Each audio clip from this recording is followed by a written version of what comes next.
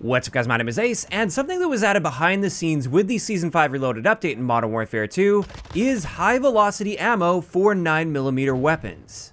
And on the surface at least, that's actually a pretty big deal because high velocity ammo can often make a big difference in the feeling of your hit detection, especially as you stretch out the ranges. And there are 6 guns that now have access to high velocity ammo that previously didn't. And these guns are the Vaznev, the BAS-P, the Lockman Sub, the FTAC Siege, the X12, and the X13. And I should also mention the 9mm Demon also has access to high velocity ammo, but that is a brand new gun, and this ammo did come out at the same time as the gun. Now you might be wondering about the other 3 9mm guns that are in the game, the MX9, the Lockman Shroud, and the Mini-Bok.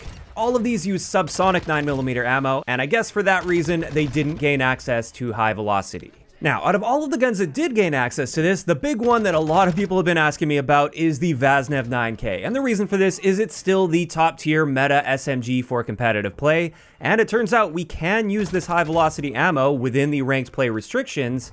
So many people are asking me, should I be using high velocity on the Vaznev in ranked play, for instance? Or not, because it is worth noting, this ammo does come with a downside, and that is a reduction to our recoil control. And let's start off with that. Let's look at the trade-off and what we're sacrificing before we see what we're actually gaining with this. What I did here is I took a fairly typical Vaznev 9K competitive setup. I realize there are some different configurations people will use, but at least the last time I investigated this is the build that I came out with. We have the Atrazat stock, the TruTac grip, the Sharkfin 90 underbarrel, and the Bruen Cubic comp muzzle. Again, I know some people have transitioned into a flash hider instead. Also, some people swap out the Sharkfin for a different underbarrel. But this is the setup we're sticking with just for the sake of this comparison here. And this is one of the more accurate aggressive setups that you can make with the Vaznev 9K.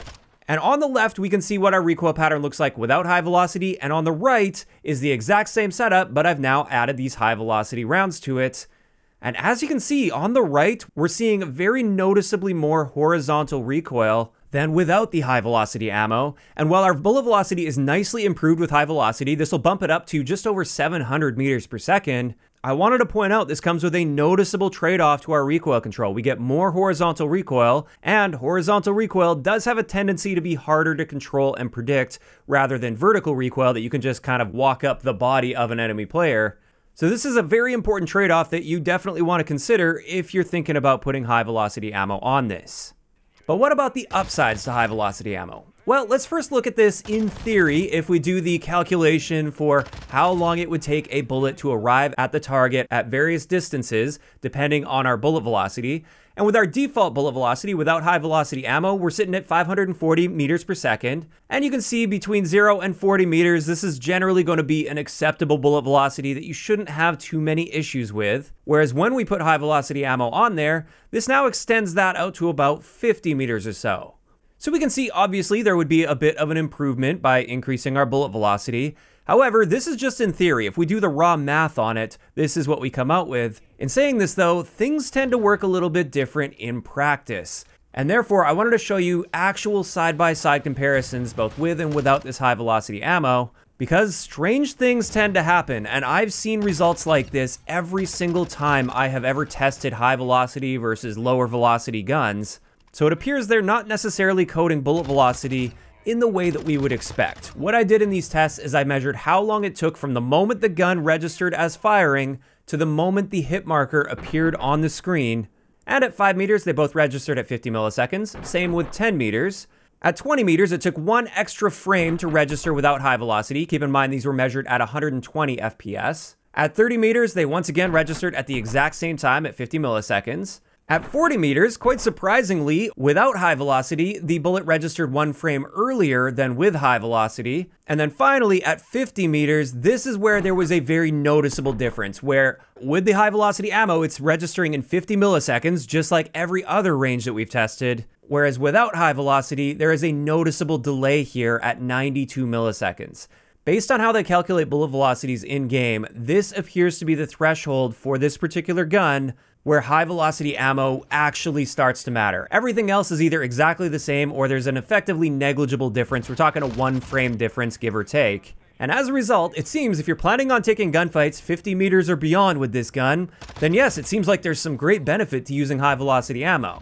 But realistically, with a Vaznev, especially if we're talking ranked play where you're in a more competitive setting, how often will you be challenging a gunfight at this distance with a Vaznev? Especially knowing that if somebody's on that angle, they're likely using a TAC-56. I don't know about you guys, but for me, I would almost never be challenging this gunfight unless I know that that guy is hurt already, or I know my teammates are actively shooting at him as well. Maybe I would take that shot, but more often than not, I would use the mobility of the Vaznev to ensure that I can close that distance on the enemy player before engaging. And as a result, within the ranges that you should be using the Vaznev, you're unlikely to notice any positive difference whatsoever with these high velocity rounds. But a reminder, you will likely notice the negative side of this, which is that increase to our horizontal recoil. So there we go. I'd say that's pretty definitive, at least for me. I'll be staying far away from the 9mm high velocity ammo on the Vaznev. However, what about the other guns? I'm not going to dive into them into nearly as much detail as the Vaznev, because that was the primary one that people want to know about. But when it comes to the other two SMGs that can use this, the BAS-P and the Walkman Sub, they have the exact same base bullet velocity as the Vaznev, and because of that, you'd be seeing the same results that we're seeing here, so I'm not going to be using it on those. But then getting into the pistols, for the FTAC Siege, I probably won't be using the high velocity ammo just because recoil is still quite important with this gun, since it is a full auto. And I would say the same thing applies to the X13. However, with both the 9mm Demon and the X12, both of these are semi-auto 9mm that are quite accurate by default. They can afford to lose a little bit of recoil control, and they both have a standard bullet velocity of 375 meters per second, which is noticeably slow, and this is something that can definitely affect how your hit detection feels, even at like mid-ranges. So for these two pistols at least, I would recommend trying out high velocity if it suits the build that you're going for. And overall, it's a bit unfortunate to see this. They added this ammo type. I was pretty excited when I did see that they added this and that it applied to all of these 9mm guns. But at the end of the day, the guns that would benefit from this the most are those SMGs that have really slow subsonic bullet velocity to begin with. So this would give you an option to bump them up and make them a bit more effective at longer ranges. But unfortunately, like I said, since they have the 9mm subsonic ammo, they're classified technically as a different caliber in the game, and therefore they don't gain access to this particular attachment. And that means the only time I ever see myself using this is with the X12 or the 9mm Demon.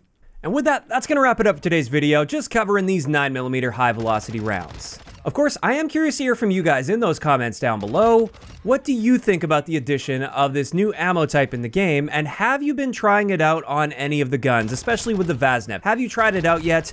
Do you feel like it's been helping things or maybe even harming things with that reduction to our recoil control? Just let me know all of those thoughts down below.